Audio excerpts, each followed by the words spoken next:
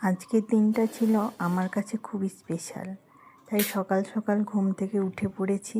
তারপর স্নান সেরে আমি ঠাকুরের জন্য একটু পায়েস রান্না করছিলাম।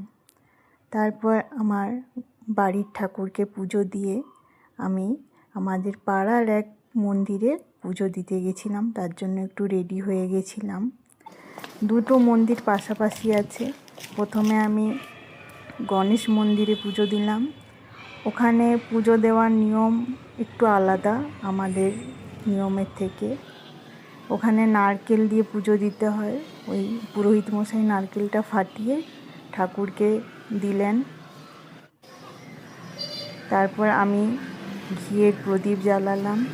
পাশেই ছিল আরেকটা মন্দির, পাশের মন্দিরেও গিয়ে পুজো দিলাম। তারপর বাড়ি আসার পালা। বাড়ি এসে টিফিন বানালাম।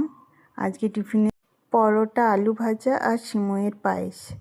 তারপর আমরা নিজেরা একটু ছোটো মতো করে অ্যানিভার্সারি সেলিব্রেশন করলাম। একটু কেক কাটলাম। আর আমাদের ছেলেটা তো কেক খাওয়ার জন্য একদম ব্যস্ত হয়ে পড়েছে।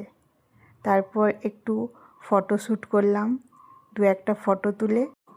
তারপর আমরা একটু কফি বানালাম, দিয়ে দুজন মিলে একটু কফি খেলাম। এভাবেই দিনটা কাটলো।